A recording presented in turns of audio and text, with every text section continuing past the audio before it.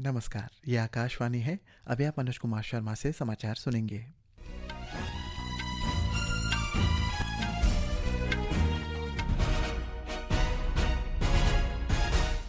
पहले मुख्य समाचार। भारत ने अमेरिका और ईरान के बीच संघर्ष विराम का स्वागत किया, कहा कि इससे पश्चिम एशिया में स्थायी शांति आएगी। विदेश मंत्रालय ने पश्चिम एशिया संकट में बदलती स्थिति को देखते हुए भारतीय नागरिकों को ईरान से जल्द निकलने की सलाह जारी की। अमेरिका ईरान संघर्ष विराम समझौते के बीच वैश्विक तेल की कीमतें 20% तक गिर गई। सेंसेक्स में लगभग 4% की उछाल, निफ्टी 800 और अधिक अंक से चढ़ा। अमेरिकी डॉलर के मुकाबले रुपया 39 पैसे मजबूत हुआ। आरबीआई ने रेपो दर को अपरिवर्तित रखा। चालू वित्त वर्ष के लिए भारत की वास्तविक जीडीपी वृद्धि 6.9% रहने का अनुमान लगाया। केरल की सभी 140 विधानसभा सीटों, असम की 126 सीटों और पुदुचेरी की 30 सीटों के लिए मतदान कल एक ही चरण में होगा। प्रधानमंत्री नरेंद्र मोदी ने प्रधानमंत्री मुद्रा योजना के 11 वर्ष पूरे होने पर उसकी सराहना की। कहा कि ये युवाओं के बीच स्वरोजगार को बढ़ावा देने में लाभकारी सिद्ध हुई। अरुणाचल प्रदेश के राज्यपाल लेफ्टिनेंट जनरल टैट खेटी पन्नायक ने मंगलवार को वेस्ट कामेंग जिले के दिरांग स्थित पर्वतारोहण एवं संबद्ध खेल संस्थान निमास का दौरा किया गया। अब समाचार विस्तार से। भारत ने अमेरिका और ईरान के बीच संघर्ष विराम का स्वागत किया है। एक बयान में विदेश मंत्रालय ने उम्मीद जताई है कि इससे पश्चिम एशिया में स्थायी शांति आएगी और हॉर्मुज़ जलडमरू मध्य के रास्ते बिना किसी रुकावट के आवागमन की स्वतंत्रता और वैश्विक व्यापार का प्रवाह सुनिश्चित होगा। मंत्रालय ने कहा है कि भारत ने लगातार तनाव कम करने, बातचीत और कूटनीति की वकालत की है, जो मौजूदा संघर्ष को जल्द से जल्द खत्म करने के लिए ज़रूरी है।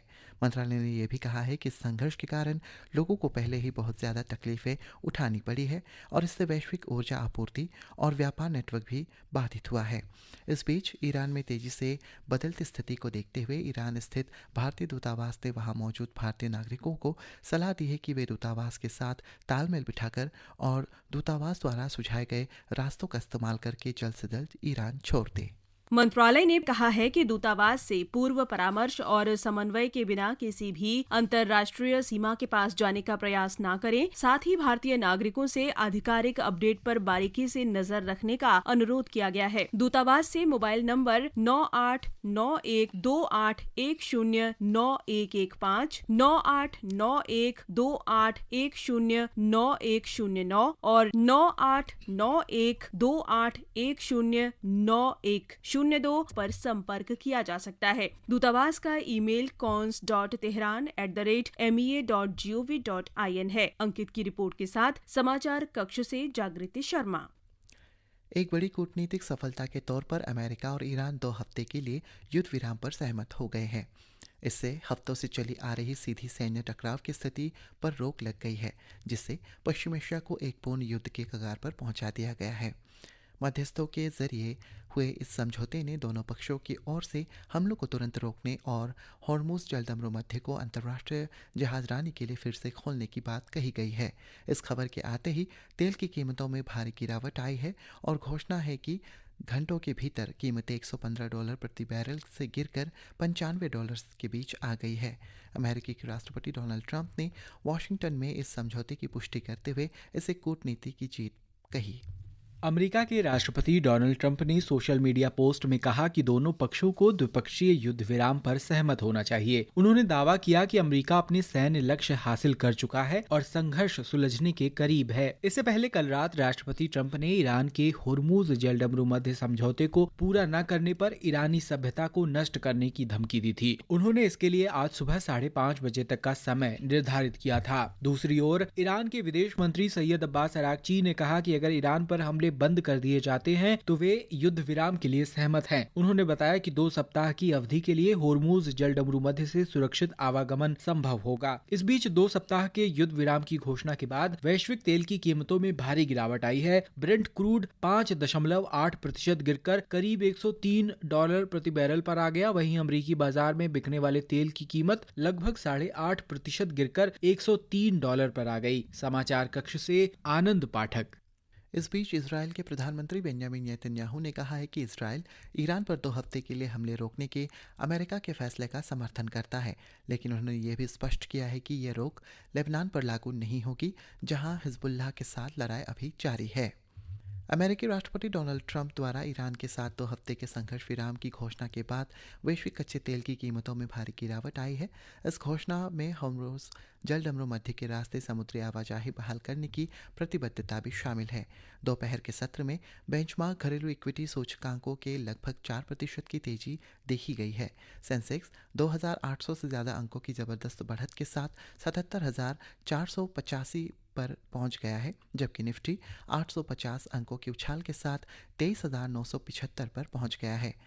सेक्टोरल मोर्च पर सभी सेक्टर हरे निशान के कारोबार कर रहे थे, जिसमें रियल्टी, ऑटो और बैंकिंग सेक्टर सबसे ज़्यादा मुनाफा कमाने वाले साबित हुए हैं।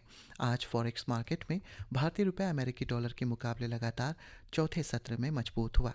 रुपया 39 पैसे की बढ़त के साथ डॉलर के मुकाबले 92 रुपये 59 पैसे पर कारोबार कर रहा था। भारतीय रिजर्व बैंक ने ब्याज दरों में 5.25% पर अपरिवर्तित रखा गया है। मौजूदा वित्त वर्ष के लिए पहली द्विमासिक मौद्रिक नीति की घोषणा करते हुए आरबीआई गवर्नर संजय मल्होत्रा ने आज कहा कि मौद्रिक नीति समिति ने सर्वसम्मति से रेपो दर को 5.25% पर बनाए रखने का फैसला किया है और इस मामले में उसका रुख तटस्थ रहेगा। पश्चिम एशिया संघर्ष पर बदलती परिस्थितियों को देखते हुए आरबीआई ने स्थिति पर नजर रखने और उसके अनुसार कार्रवाई करने की नीति अपनाई है। गवर्नर ने कहा है कि ऊर्जा की कीमतों में वृद्धि और अंतर्राष्ट्रीय माल ढुलाई तथा बीमा लागतों से जुड़ी उच्च इनपुट लागतों के साथ साथ आपूर्ति श्रृंखला में व्यवधान से कच्चे माल को इस्तेमाल करके तैयार उत्पाद बनाने वाले क्षेत्रों के लिए प्रमुख कच्चे माल की उपलब्धता सीमित हो सकती है। इससे वृद्धि बाधित हो सकती है। श्री मल्होत्रा ने कहा कि विनिमय दर नीति अपरिवर्तित रहेगी। मुंबई से जीवन भावसार की रिपोर्ट के साथ समाचार कक्ष से प्रियंका अरोड़ा।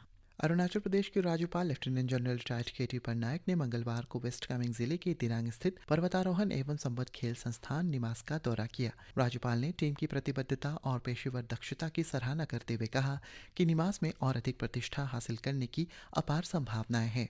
राज्य की बढ़ती उपलब्धियों पर गर्व व्यक्त करते हुए उन्होंने कहा है कि अरुणाचल प्रदेश से अब तक 16 पर्वतारोही माउंट एवरेस्ट पर सफलतापूर्वक चढ़ाई कर चुके हैं। उन्होंने निमास को इस उपलब्धि को आगे बढ़ाने के लिए देश भर के पर्वतारोहण प्रेमियों के लिए अपने द्वार खोलने के लिए प्रोत्साहित किया।